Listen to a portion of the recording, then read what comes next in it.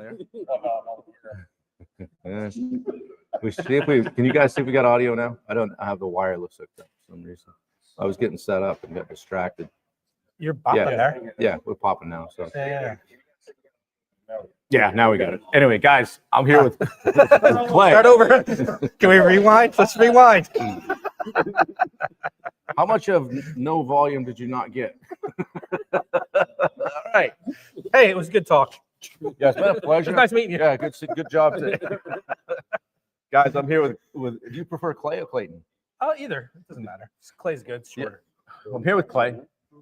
Go back to the bingo story. Yeah, I was getting set. Here's what really happened. I was getting set up. Nothing happened. Yeah. He messed Getting it set up and Bubba sat down. Then it went sideways. So, guys, Bubba's fault on the audio. Anyway, we'll show you guys. Here's Bubba and Roy Dahl hanging out with us. There's Bubba. The guys over there, Mr. Catroni. Yeah. Tim Schlothauer. Here's Victor, Dan Bennett. So, yeah. Anyway, guys, we're here with Clayton Graba and talking automations, right? And so it's kind of one of those words to me, like, layman. When somebody says automation, it's like, oh, yeah, I know what you're talking about. I don't know. I don't have a clue, really, at times.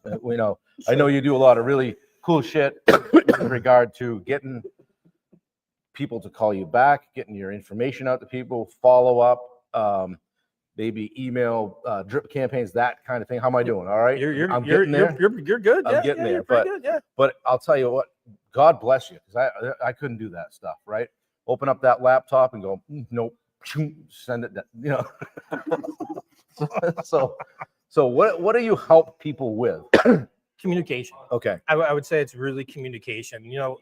The customer is really changing and evolving. I just think that to give that client or that potential client, whether they're an existing client or potential client, just letting them know what the next step is. Yep.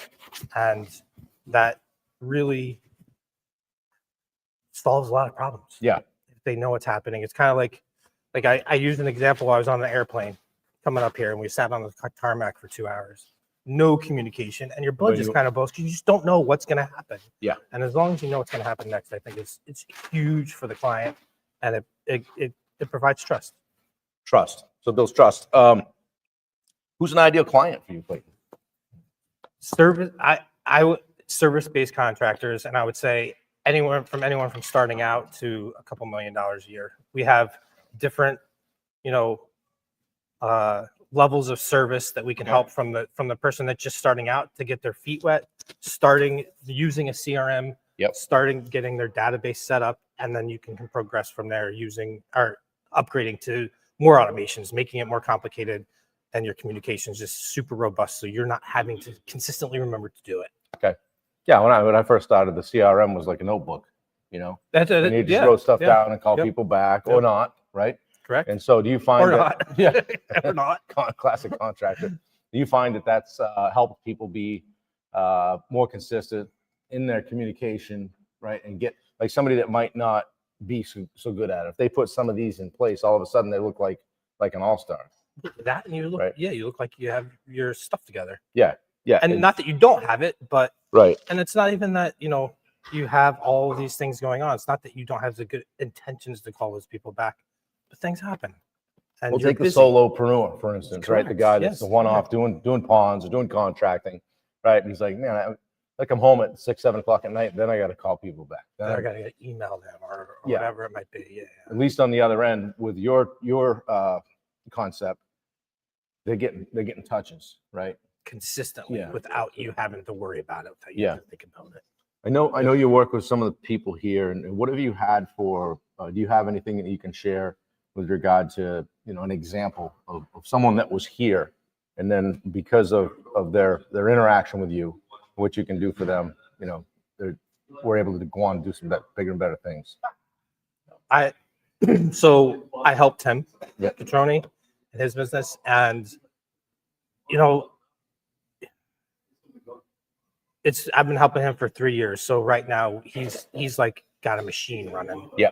And he doesn't have to worry about like really anything. His entire sales process is automated, and by automated I mean from the time someone comes into his sales process all the way until their existing client. Yeah. There's communication going after jobs are done. So the back end Clients, stuff too. yeah, it's really from first contact till Right straight that through. client moves, or yeah. So And then nurturing them going forward. nurturing it's everything. The whole client goes through an entire process, and they just keep going through it over and over and over again at any business. How'd you get into it? I mean, you had a pawn company. Was it out of necessity? It's a great question. Yeah. So it was 100% out of necessity, and I had to find. I was terrible At all at the, it. at all the And stuff. yeah, and I wanted and that was important to me. Yeah. As you get a little bit bigger, I started to drop the ball all the time, and I was like, I want to be the best communicating contractor in my area, and I had to find another way to do it. Yeah. And I stumbled upon it and got some help and rolled with it. And then other companies in my area was like, I want that. Yeah. And I love doing it. I love seeing what it does, frees up time for the contractor, and really makes them more money because they maximize the potential revenue from every lead that comes in because they're not forgetting about anybody. Absolutely. Let's back up a little bit. I heard something that maybe some people might miss because this isn't a switch No. that you flip. And Tim's sitting over there. And Yeah. I know that you guys have been working together, you said, for 3 years. Correct. So, guys, sometimes like this, would you call what you do marketing? Does it fall in the marketing bucket? I would say, yeah. Yeah. Yeah, I would say. So here's one of the first examples I've heard of somebody that actually produces in a few years. Okay. Because how many times have you heard the marketing company guy go, yeah, you got to, it's going to take $3,500 a month. Yeah, we'll get your SEO. We'll do this. We'll do that. And then you start writing checks and it's just like crickets. Sometimes even worse. Like I've had clients, it's worse. Okay. Like I was getting more leads without these guys. Okay. But what I'm hearing from you is maybe that it's a stepped approach, that you roll into it and that it is the long game. Okay. But that you're having success with it. It's not a sprint. Yeah. It is 100% a marathon. Yeah. No doubt. And Why? So the layman, so- I'm like, so- here, just so- turn those so- knobs up, So, right? So let's take an entire process that you have going on, or everything you do within your company from a communication standpoint, Okay. and flip a switch and Press let it K, go. You yeah. have no idea what's going on. Right. And you have no idea what did it. Right. And maybe you have something going out, some kind of communication going out. Someone emails you back or calls you. You're like, what is this? Right. Like what? It's not, Right. It's not possible. And while you're taking a process and turning it into automated, let's say, it's still changing. And that Yeah. process is being forced to go this way. Okay. And you're going to mess it up at Yeah. times. It can get a little ugly, right? Correct. Yeah. Well, hey, good morning, George Ross. Vince Dudley is here. Good to see you guys this morning. Thanks for jumping on. I don't know if you're getting the Instagram feed is vertical like that. Facebook, in their infinite wisdom, decided to offer another feature and force feed it down our throat. So I don't know if you're getting a good video or not, but Richard Nordheim is here. If we tie Clay's hands, he wouldn't be able to talk this morning. Yeah, we're probably a little bit. Bubba said that. So Matt Blood is here. Good to see you. All you guys, thank you for dropping in. If somebody said, let's say you've got the solopreneur contractors, like, man, I gotta get leads going. I gotta know. I need some reliability with this stuff. I need to be able to say to my wife, yeah, we've got jobs coming in this week. Where do you start? What's the lowest hanging fruit? It's a great question. What I do. That's why I get the big bucks. You start with a simple process. Okay.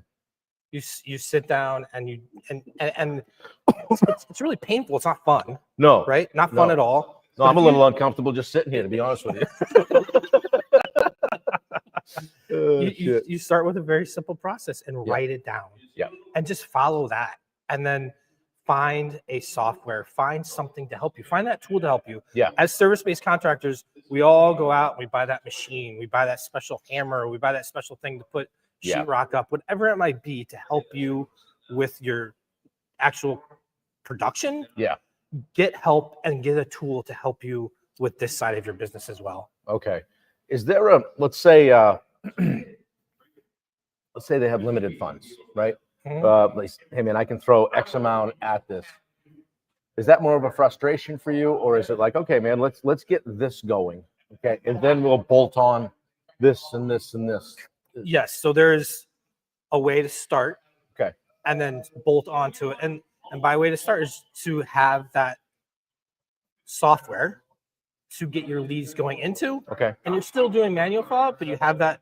You have documentation, so everyone's being put in one place. Okay.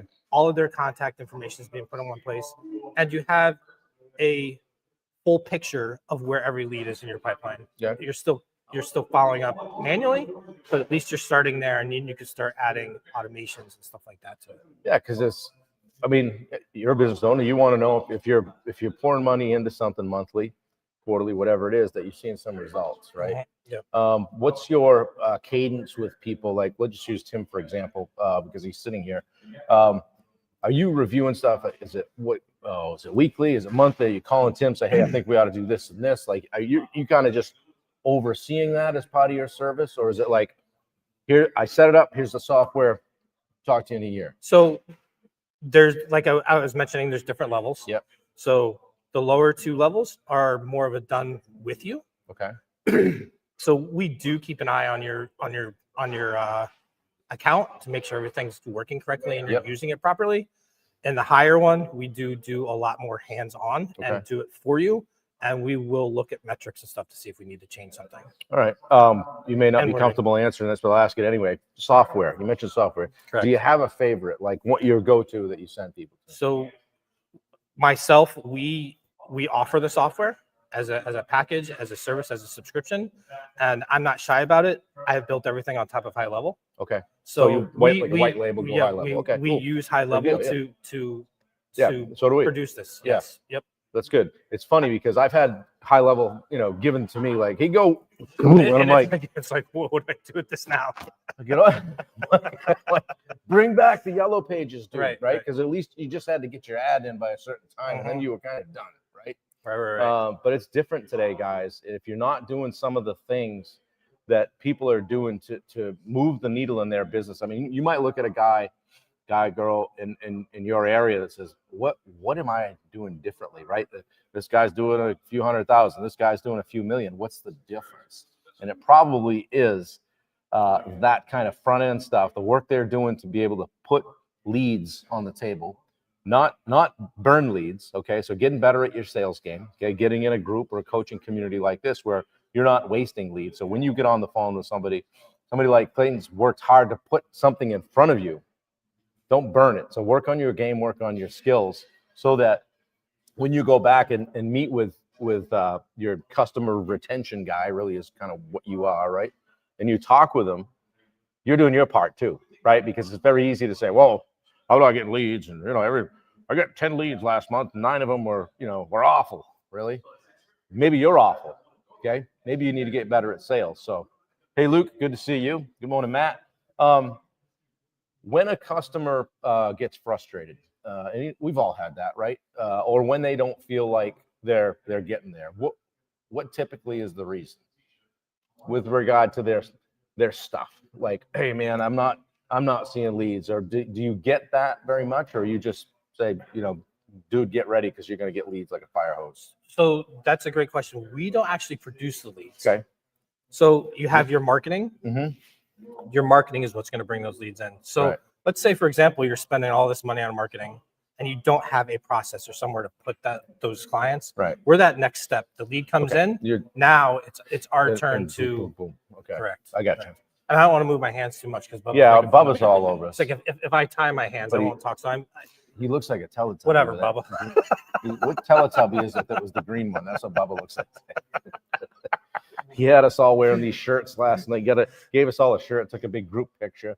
And it was at that moment, Clayton, that we all realized that we joined a cult.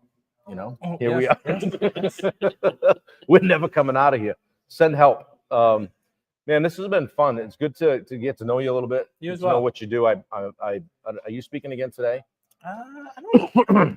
I'm not sure what Bubba has up his sleeve. Bubba had concurrent workshops and things going yesterday, so I didn't get to see Jacob Salem. I didn't get to see Clayton, but maybe we'll watch it on the rewind or something. So, how can I help you? Like, what's an ideal client for you? If somebody wanted to get a hold of you, your business is Kaeru, K-A. It's a little weird. Yep. Yep. I know what it means. Oh, is do it you? in French? No, it's not. German? Actually. Nope. I know what it means, frog. It Right? does, yes. It means frog. Is that only the because logo? only because our boy Tim over there told me okay. this All right, morning. okay. Who are you looking for? Any service-based contractor that's struggling keeping up with their leads and wants to maximize their leads that are coming in. So if you have 100 leads come in, really typically the typical contractor's only truly following up with about 60% of those. And by following up, I mean calling them more than twice. Yeah, and we heard Steve Rosenberg speak yesterday. I think it was he mentioned, people buy between the 5th and 12th touch. So you're not, if you're not creating those opportunities to get in front of them, guys, you literally are not even in the game. Like, you don't even know what you don't know. It's crazy how many people reach out and then something happens in their life. Right. And if you're not doing, like, I'm going off here a little bit, but if you're not doing email marketing, you're doing you and your business a disservice. And sending out at least an email once a week. If you don't have the time to do it or create it, at least do it once a month. You're staying in front of that customer. And if they reached out and they don't do business with you, you never know when they're going to do business with you. And you look at open rates and all that stuff too. Like, it's funny, guys, because I literally just unsubscribed from a lot of emails all day long. But you're going to get that one where you're like, oh, hey, Tim, the pond guy, I've been meaning about getting the pond cleaned this year. And here it is. So I'm going to save that over here. And that's how you get going with that stuff, guys. So people do open emails. They still do. And even if they don't, they see your name. Right. Even if they don't. Just kind of that subliminal. It is. They see your name constantly all the time. Top of mind, they call that, right? And it's cheap marketing. It is. Yeah, it is. It's crazy. Like, the ways in which people communicate today and get in front of customers and get in front and stay in front. Bubba's very good at this, at the risk of giving him a compliment. He does a very good job following up with people, getting in front of them. He doesn't let things cool off. He's on it. And son of a gun, he does quite well at business. So, guys, we're not playing here, okay? We're here getting better at business, building relationships, building a community. I appreciate your influence in it. Steve and I have been kind of knocking on the door of the pond industry and getting in and seeing that these guys need coaching. These guys need help, and you see it, I'm sure. I need help. Yeah, for sure. We all need help. Yeah, I mean, guys, anything I've ever done that I wanted to do at a higher level, whether it was play the guitar so I could play around a campfire or get better at whatever it was, nutrition or working out or my Ironman stuff, I hired a coach. Somebody that's been where you want to go or done what you'd like to do. Get a coach. Speaking of great coaches, here's our friend Tim Catroni. How you doing, buddy? Tim's been here all week with us, pouring into the pond, guys. And tell me a little bit about this guy. Hang on one sec. Hold on. I know you're a client. Yeah. So I have a pretty cool life. I get to do cool things, and it's and because of systems and operations and automations and it's because of this guy. He makes what I do easy, so I look like I got dialed in. I'm focused on everything.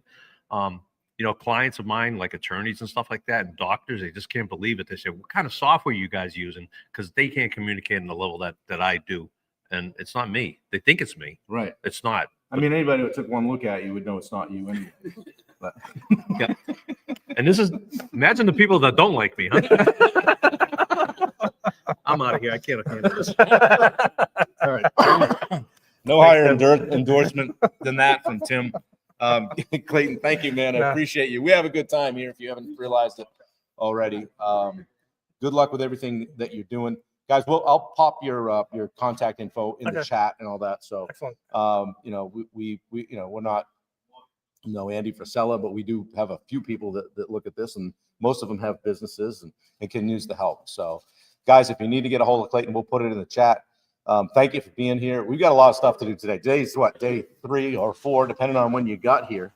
We've got a lot of great speakers today. And I get to speak as well, so that's going to be fun. We're ready to go, and I got a little warmed up during the talk, so I had to put my "What Would Bubba Do" T-shirt in the screen, which I had hoped to avoid. But so guys, I'm going to bring some of these home with me. All right. We got a bunch. And maybe we'll do something on the lives next week where we could get some T-shirts out to people. Speaking of T-shirts, grab the link at the bottom on the ticker going across Wendy's movement about love and kindness with her T-shirts. You've seen people wearing them this week. She's been having Dan Bennett's wearing his sweatshirt right out.